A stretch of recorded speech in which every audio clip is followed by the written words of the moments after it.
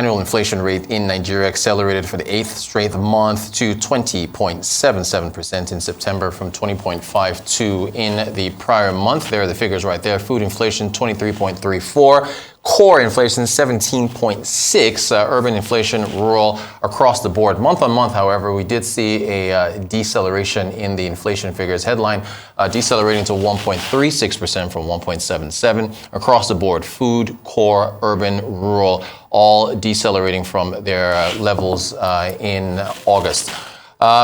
Flooding. Federal government says more than 600 people have died following Nigeria's worst flooding in a decade. The Minister of Humanitarian Affairs, Sadiya Farouk, explains that Nigeria will collaborate with the Cameroonian government to find a lasting solution. Arise correspondent Ponariam Benjamin reports. Have continued to wreak great havoc in Nigeria. In recent times, over 600 people have died as a result of flood disasters and leaving more than 1.4 million people displaced. Properties worth billions have also been destroyed. The statistics reeled out by the minister is chilling. Thousands displaced, injured, and homes destroyed, and over 100,000 farmlands underwater. Experts say this is the worst flood disaster in Nigerian history. To avoid a recurrence, the Nigerian government is asking state governments to invest in emergency awareness. Once we have displacement, you have to evacuate people to resettle them somewhere. As you mentioned, yes, many of our people will not want to leave their ancestral homes, but it's inevitable that they will have to leave until such a time that these floods are no longer there, and then they can go back to their communities and they will be supported to rebuild their homes.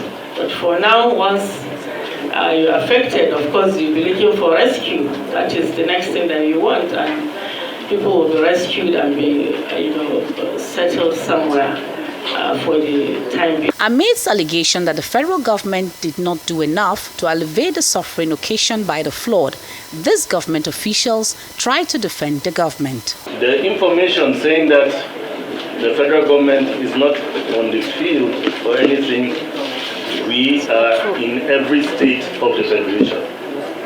The relief has gone to every state of the federation. General Adeboye Obasanjo, the Nigerian Army Engineer Commander, was able to mobilize some boats for search and rescue operations, but he needed to be able to know the perspective from the air. What are the communities that are cut off? Which area will the boats need to go? This is not the first time flood will cause disaster in Nigeria. It certainly isn't going to be the last. Will the country use the lesson learned from this to prepare for the future? Not many think so.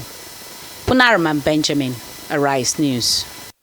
All right, joining us from our Abuja studios, CEO of Dairy Hills Limited, Kelvin Emmanuel. Kelvin, good afternoon to you. Thank you so much. I guess let's start with inflation.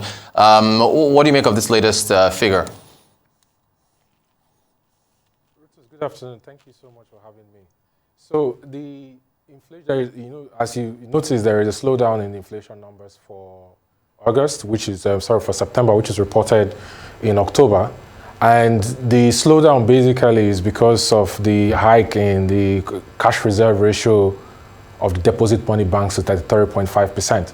But in my opinion, this is not a long-lasting solution, because the central bank taking away the deposits, about a third of all the deposits available in the financial system, back to its vault, is going to make capital more expensive, and is going to make the supply of cash to the real sector that needs money to be able to produce to become scarce, which further exacerbates the issue of the shortage of supply, the supply side problems that we have with the inflation problem we have in Nigeria. So I don't think it's sustainable for the Central Bank of Nigeria to maintain the CRR at 30.5%. It's going to have an MPC meeting this week and continue to make capital expensive in the financial system.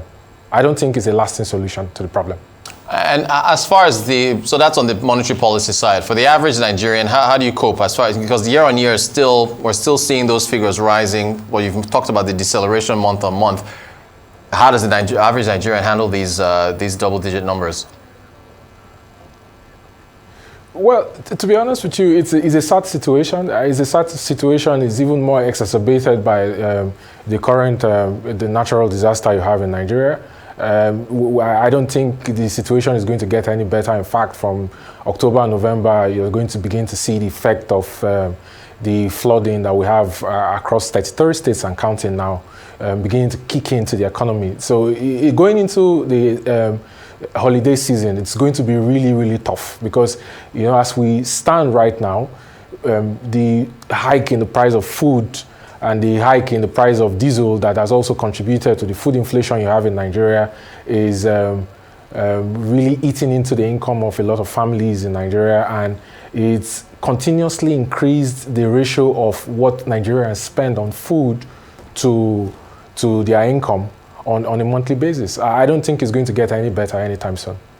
Speaking of the floods, you know, I think we should put up a tweet that you put out on Twitter where you were lamenting the fact that you haven't seen much of a presidential strategy response from presidential candidates. You said there you have 663 dead, 1.4 million displaced, a third of the country underwater. No presidential candidate has done a press conference to outline a policy plan on how to prevent a future occurrence. What would you like to hear? Any specifics? Well, you know, it's quite interesting because, you know, if you go back in time, you realize that in 1982, the Nigerian government signed an MOU with the Cameroonian government to build what they call the Dasin Hausa Dam in Adamawa State that would have acted like a buffer to break the current of flow of water from the Lagdo Dam in northern Cameroon. It's unfortunate because, you know, in the past couple of days, we've seen statements from the Nigerian government blaming this on floods. It's completely false. Can we say that there has been increased rainfall from the global warming situation we have around the world? Yes. But can we blame the flooding we have in Nigeria on increased rainfall and climate change? Absolutely no. And the reason why the Nigerian government is towing this line is because they are used to evading blame for lack of responsibility.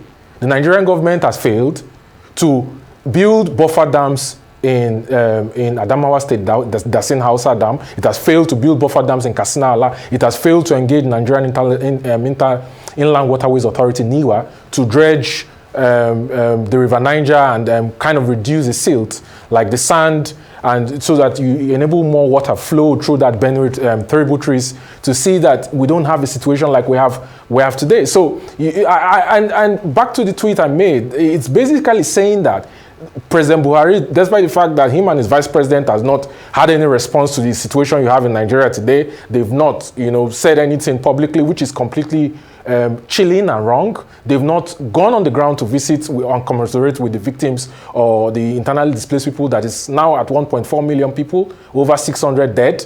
But it's also saying that he has 4 months in office.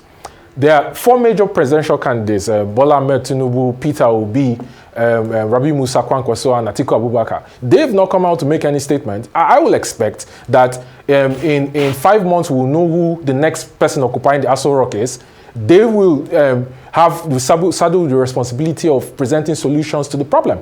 So I will expect that they will go on the ground, suspend their campaign for the next 72 hours, go to commiserate with the people in internally displaced makeshift locations, and prefer solutions to the problem. Well, how are they going to solve the problem? You have a situation that has been on for nearly 3 to 4 weeks now, and it's just today that the government is coming to say that they are going to send a delegation to Cameroon. It's completely shameful and ridiculous that we have a situation and the government has not been saying anything. They are just going to go send a diplomatic delegation to Cameroon, and that the presidential candidates, the 4 of them, the major candidates, have not said anything about it. They've not presented a policy plan on how they intend to solve the problem going forward, considering that the current president has 4 months in office.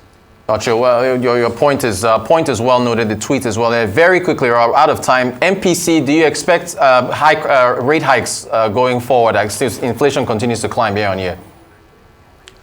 The Bank of International Settlement has advised global central banks that continuing to increase interest rate, the MPRO, is not a sustainable solution to the problem that might tip the world into a recession. I expect that, considering that there has been a slowdown in the